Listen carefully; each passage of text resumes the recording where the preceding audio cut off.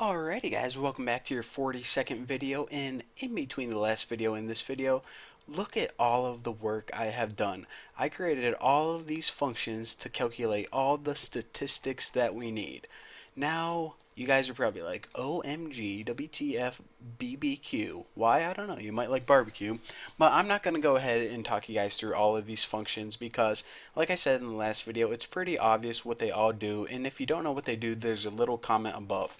Now, in order for you guys to get this file, just go ahead and download it from my forum and you guys will be good to go. So now that we calculated all of the necessary statistics for the user's account links on the left hand side, of course, now what we have to do is build these links right here. Now, like I said, what I'm going to do is I'm going to build them one time and then use them whenever we need them instead of coding them on every single page. So what did we name that function? Account links. So hop over to your file HTML codes, which is obviously where we write functions to produce HTML codes, and add a little comment that says code for account pages links. Now, the very first thing that we need to do is we need to include the file that calculates all the statistics. So in order to do that, just write include, and of course the function include, you need to write what file do you want to include, functions, and if you can't remember, we named it fun underscore user stats .php. Let me make sure I spelled that right. User stats.php. Good. So basically now everything from this user stats file is now in here. So we can use any of those functions to calculate user statistics. Awesome. So now what we need to do is we actually need to build a function that creates the HTML code for the links on the left hand side. So of course function, and we named it, what did I name it? I keep forgetting. Account links, and it gets passed in a number. Account links, and we'll call the parameter that gets passed in X. Now you guys will understand why we're passing in that number in a second, but for now just hold your horses, we'll get to it. So the very first thing that we want to do is, just accidentally hit caps lock on my computer, is we want to store their session ID in a simple variable, because that session variable looks really ugly unless you want to type this all the time, $_ session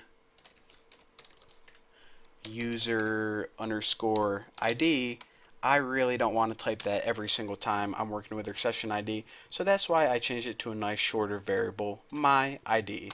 I'm just going to treat these like these are my links. They belong to me. So anyways, guys, if you heard that, that was my vinyl chair. I swear I didn't just toot right now. So now, check this out.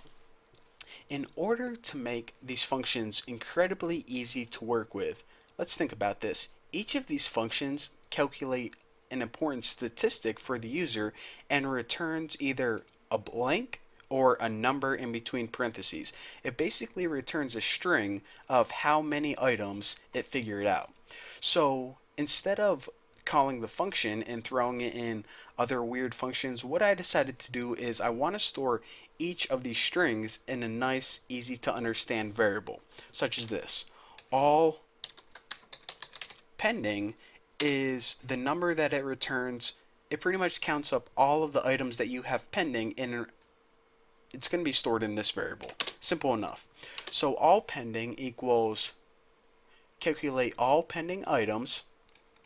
So of course this function is going to return a string, and it's going to return it in this variable right here. So of course this is a lot more easy to work with than this, so that is why I'm storing them in variables. Simple enough. Now I guess I might as well take you guys through what all of the functions do right now, so it's really easy to understand. All reported equals calculate all reported items. Now what reported items are is whenever you are browsing the website and you see that someone uploaded pictures of spam, or maybe they say something, maybe they're like posting links to pornography websites in their description, then you can go ahead and report that item. If someone reported your item, then it's gonna go to a certain reported section, so that's what that is. Now The next variable is users active, and of course this is the user's active items. Now active items are basically whenever you list the item or add an item to the website and it gets approved, which means okay, you met all the criteria, you didn't have porn images or you didn't have spam, it's good to go. It's going to be active and it's going to be eligible to trade. Now instead of the user ID, we actually want to throw in my ID, and that's going to calculate all the active items for whatever user is viewing these links. Now after this is users pending, and I think that this was the function that we made in the last tutorial if I'm correct. What this does is it calculates all the pending items from the user or for the user, and you guys already know what pending items are. And after this, let's see. Okay, calculate users offers received. Of course, whenever you add an item to the website, I just want to separate this so they don't get all jumbled together.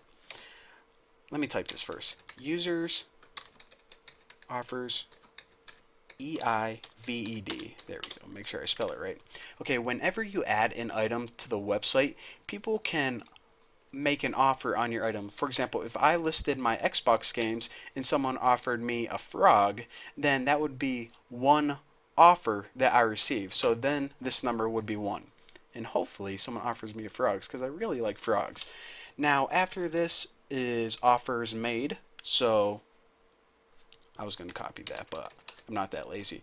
Users offers made, and this number is basically whenever you make an offer. For example, if someone had, I don't know, a chupacabra to trade and I wanted to offer them the new Boston t-shirt, then if I made one offer, then this number would be equal to 1. Now offers made and users completed trades I think is next. Users. Now completed trades, I know this is kind of self-explanatory, but I wanted to talk you guys through this anyways. Completed trades is whenever two people complete a trade. Whenever I trade my t-shirt for that chupacabra and I say, okay, that's a good deal, he says it's a good deal, we shake hands, that's going to go in a new section called completed trades. Both of those items are no longer going to be active or eligible for trading since they were already traded. So then if you traded one item, this number would of course be equal to 1, so on and so forth. Now the last statistic that I'm going to store in a variable is users unread messages.